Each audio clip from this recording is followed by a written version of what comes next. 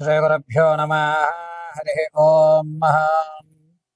ముక్తా విద్రో మహిమణేలధవలచ్చాయి ముఖేశ్చరక్షణై యుక్తా విందు నిబద్ధన రత్న ముకుటాం తత్వార్థ వర్ణాత్మికాం గాయత్రీం వరదా అభయాం కుశకశం శుభ్రం కపాలాం గదాం శంఖం చక్రమధార విందయుగలం హస్తేర్వహం తీం భజే యో దేవ సవితాస్మాకం ధియో ధర్మధిగోచరః పరారయత్తస్యద్బర్గా సద్వరేణ్యముపాస్మహే సర్వం వేదమాత గాయత్రీ కటాక్షఫలసిద్ధ్యర్థం. గురుగారు ఎప్పుడు చూసినా ఆర్థికమైన విషయాల గురించి లేదా కోర్టు వ్యవస్థల గురించి మాత్రమే మీరు చెప్తున్నారు. విద్యార్థులకి స్కూల్స్ ప్రారంభమయ్యాయి కాబట్టి కాస్త విద్యలో తక్కువగా ఉన్న వారికి, అదేవిధంగా చదివింది మర్చిపోవడము, ఇది వరకు బాగా చదువుతూ డల్ అయిపోవడము, ఉన్నట్టుండి తను మొత్తం తన యొక్క విజ్ఞానాన్ని అంతటినీ కూడా చాలా తక్కువ స్థాయిలో విడిచిపెట్టి చెడు స్నేహాలకు లోనయ్యి బాగా చదవడం వ్యక్తి సి గ్రేడు డి గ్రేడ్లోకి మారిపోతూ ఈ యొక్క రాశి ప్రభావాల ఫలితంగా ఏమైనా వీరికి జరుగుతున్నాయా? మేషం నుంచి మీనం వరకు కూడా విద్యార్థులు ఎటువంటి మంత్రాన్ని రోజు పఠించుకోవడం వల్ల విద్యలో మెరుగైనటువంటి స్థితిగతులు కలుగుతాయి? వీరు ఏ దేవతారాధనలు చేయడం వల్ల విద్య అనేటువంటిది అభ్యసిస్తుంది? అన్నిటికంటే ముఖ్యమైనది విద్యే కాబట్టి అటువంటి విద్యార్థులు ఉన్నతమైనటువంటి చదువుకోవడానికి, చదివింది గుర్తు ఉండడానికి, మీరు పరీక్షల్లో ఉత్తీర్ణులు అవ్వడానికి, అదేవిధంగా నిరుద్యోగులకి ఎప్పటి నుంచో ప్రయత్నాలు చేస్తూ ఉద్యోగం రాక కాంపిటేటివ్ ఎగ్జామ్స్లో 10, 2, 5 మార్కులతో శృతిలో మీ ఉద్యోగాన్ని కోల్పోతున్నటువంటి వారికి ఇలా కేవలము ఈ ఎపిసోడ్లో విద్యార్థులకి నిరుద్యోగులకి సంబంధించిన విషయాన్ని మనం చర్చిద్దాం.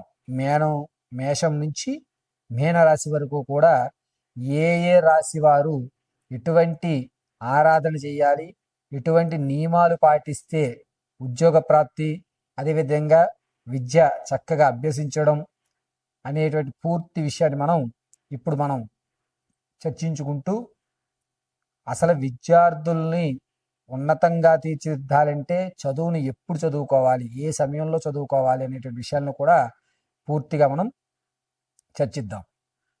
విద్యార్థులు చదువుకునే టైము తెల్లవారుజామున 5 గంటల నుంచి 6:30లోగా చదువుకోవాలి.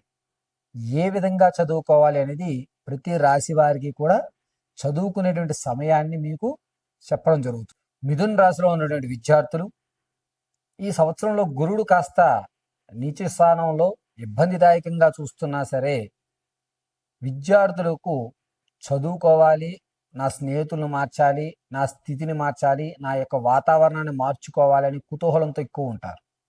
అంటే కొత్త ఫ్రెండ్స్ని ఏర్పరచుకోవడం, బాగా చదువుతున్న వాళ్ళ దగ్గరే ఎక్కువసేపు కాలం గడపడం, చదువుకున్నటువంటి విలువ తెలుసుకోవడం అనేటువంటిది జూలై 29 నుంచి ప్రారంభమవుతుంది. మనం చదవరా అని చెప్పవలసిన అవసరం పిల్లవాడికి, మిథున రాశి వారికి వచ్చేటువంటి జూలై 29 నుంచి లేదు. అతనే చదువుకుంటాడు. అతను ఇప్పుడు వరకు 35-40 మార్కులు వచ్చేటువంటి విద్యార్థులు ఎవరైతే ఉన్నారో వారు 60-70 వరకు కూడా వారంతట వారు ఓర్గా శ్రమించి ప్రతి విషయాన్ని అర్థం చేసుకునేటువంటి అవకాశం ఏర్పడుతుంది. ఇది ఒక శుభ పరిణామంగా మిథున రాశి యొక్క పిల్లలకు చెప్పవచ్చు. అయితే మిథున రాశిలో ఉన్నటువంటి పిల్లలందరికీ కూడా వచ్చేటువంటి జూలై 19వ తారీఖు నుంచి మంచి వాతావరణాలు ఏర్పడడం వల్ల వీరు ఎక్కువసేపు చదువుకోవడానికి, ఒంటరిగా ఉండడానికి, పుస్తకాలకు సంబంధించి లేదా కొత్త విషయాలను తెలుసుకోవడానికి ఫ్రెండ్స్తో మంచి ఫ్రెండ్సే వీరికి ఎదురవుతున్నారు. చెడు స్నేహాలు చేసే వాళ్ళకి కలిసేటువంటి అవకాశం చాలా తక్కువగా ఉంది. ఎక్కడైనా సరే మంచి చెడు రెండూ ఉంటాయండి, కానీ మంచిని మాత్రం వీళ్ళు ఎక్కువ శాతం తీసుకునే అవకాశం ఏర్పడుతుంది. కాబట్టి మిథున రాశిలో ఉన్నటువంటి విద్యార్థులు ఈ జూలై 19వ తారీఖు నుంచి ఫిబ్రవరి 3వ తారీఖు వరకు, అంటే 2027 ఫిబ్రవరి 3వ తారీఖు వరకు కూడా మంచి వాతావరణాన్ని ఏర్పాటు చేసుకోవడానికి మాత్రమే వీళ్ళు చూస్తున్నారు. ఇది ఒక శుభ పరిమాణం. పైగా వీరు ఆలోచన, డ్రెస్ సెన్స్ కూడా మార్చేటువంటి అవకాశం. నేను నీట్గా కనబడాలి, నేను ఒక చోటకి వెళ్తున్నానంటే నేనే అందరికంటే గ్రేట్గా కనబడాలి, నేను సెంటర్ ఆఫ్ ద అట్రాక్షన్ అవ్వాలి. ఇటువంటి ఆలోచన కొత్త కొత్తమైన ప్రొడక్ట్స్ మీద కొత్తదనంగా కనిపించాలి అనే తాపత్రయం మీద ఆధారపడుతూ ఉంటారు. వీరు వారి యొక్క స్థితిని నిలబెట్టుకోవడానికి, వారికి పాజిటివ్ ఎనర్జీస్ రావడానికి మిథున్ రాశిలో ఉన్నటువంటి పిల్లలు ప్రతిరోజు కూడాను స్నానం ఆచరించిన తర్వాత మేధా దక్షిణామూర్తి యొక్క ప్రతిమ కన్నా నమస్కారం చేయండి. అంటే ఒక ఫోటో పెట్టుకుని అతను ఉత్తరం వైపుగా ఉండాలి, దక్షిణం వైపుగా స్వామివారి ఫోటో చూస్తూ ఉండాలి. ఆ స్వామివారిని చక్కగా పసుపు పుష్పాలతో అర్చన చేసుకోండి. పసుపు పుష్పం మాత్రం పైన పెట్టండి. ఒకవేళ మీకు అనుకూలంగా ఉంటే మేధా దక్షిణామూర్తి దేవాలయాన్ని దర్శనం చేయండి. ఏ రోజు? బుధవారము, గురువారము 2 రోజులు కూడా దర్శనం చేయడం వల్ల అద్భుతమైన ఫలితాలు మీరు పొందుతూ ఉంటారు. అంటే మనకి అవకాశం వచ్చినా ఆ అవకాశాన్ని వినియోగించుకోవాలి. వినియోగించుకోవాలి అంటే మీ మనసు చంచలం కాకుండా ఉండాలి. దీనికి అధిపతి అయినటువంటిది మేధా దక్షిణామూర్తి. కాబట్టి మిథున్ రాశి వారు మేధా దక్షిణామూర్తిని ఆరాధన చేయండి. మేధా దక్షిణామూర్తి స్తోత్రాన్ని వినండి. మేధా దక్షిణామూర్తి అష్టోత్తరం మీరు యూట్యూబ్లో అన్నీ ఉన్నాయి మాధ్యమాలు, వాటిలో వింటూ పిల్లవాడి చేత గురువారం ఉదయం ఒక పసుపు పుష్పం మొత్తం అత్యంత అష్టోత్తరం అంతా చదివేంత వరకు ఒక పుష్పం చేతిలో పెట్టుకోవాలండి. మొత్తం అష్టోత్తరం అంతా పూర్తయిన తర్వాత దక్షిణామూర్తి అర్పితమస్తు అని చెప్పి స్వామివారి యొక్క ఫోటో పైన పుష్పం పెట్టండి. నైవేద్యము అనేటువంటిది పిల్లవాడికి ఉండే బాక్స్లో అన్నము కాస్త పప్పు స్వామివారి నైవేద్యం చూపించి అదే నైవేద్యాన్ని కాస్త పిల్లవాడికి కూడా ఇచ్చి పంపించేసేయండి. లేదా ఇక్కడ నైవేద్యం అన్నము పప్పు నైవేద్యం చూపించి మధ్యాహ్నం వస్తే మధ్యాహ్నం, సాయంత్రం వస్తే సాయంత్రం ఆ యొక్క ప్రసాదాన్ని పిల్లవాడికి పెట్టండి. అద్భుతంగా అతని యొక్క జీవితం బాగుంటుంది. జూలై 19 తర్వాత నుంచి. ఈ మిథున రాశిలో ఉన్నటువంటి నిరుద్యోగుల విషయానికి వస్తే కాస్త ఇబ్బందిదాయకంగానే ఉంది. మనకి రావాల్సింది మనకన్నా తక్కువ మార్కులతో వచ్చిన వాళ్ళకి జాబులు రావడము, మనతో ఉండి చిల్లరగా ఉన్నటువంటి అంటే తక్కువ స్థాయిలో చదువుతూ సరైన నాలెడ్జ్ మీకున్నంత నాలెడ్జ్ కూడా లేనటువంటి వారికి ఉద్యోగం రావడం అనేది జరుగుతుంది.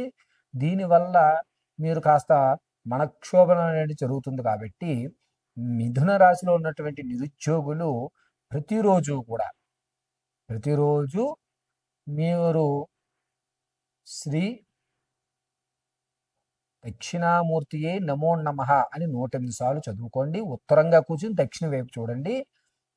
కాస్త మిశ్రి లేదా గండ చక్కెర అంటారు, దీనిని నైవేద్యంగా సమర్పించి చీమలకి ఆహారంగా దాన్ని విడిచిపెట్టేసేయండి. సర్వం పరమేశ్వరార్పితమస్తు అనుకోండి. ఎగ్జామ్స్కి అంటే మీరు ఏ ఉద్యోగానికి అయితే వెళ్తున్నారో ఆ ఉద్యోగానికి వెళ్ళడానికి ఒక 5-6 రోజుల ముందుగా, నియమం చెప్తున్నాను, ఖచ్చితంగా 5-6 రోజుల ముందుగా శివాలయంలో ఉత్తర భాగంలో కూర్చుని దక్షిణ వైపుగా చూస్తూ మేధాం ప్రజ్ఞాం యజ్ఞాం పరయచ్చ స్వాహ అని చెప్పుకోండి. తర్వాత ఈశ్వరుడి దర్శనం చేసుకుని వెనుదిరిగి చూడకుండా మీ ఇంటికి వెళ్ళిపోండి. ఇలా చేయగలిగితే 98% ఉద్యోగం అవకాశం వచ్చేటువంటి వ్యవస్థ ఎక్కువగా ఏర్పడుతుంది. ఉద్యోగస్తులు శుభవార్త అనేటువంటిది జూలై 29వ తారీఖు నుంచి ఖచ్చితంగా అక్టోబర్ మొదటి వారంలోపు మీరు స్థిరమైనటువంటి ఉద్యోగాన్ని ఏర్పరచుకుంటున్నారు.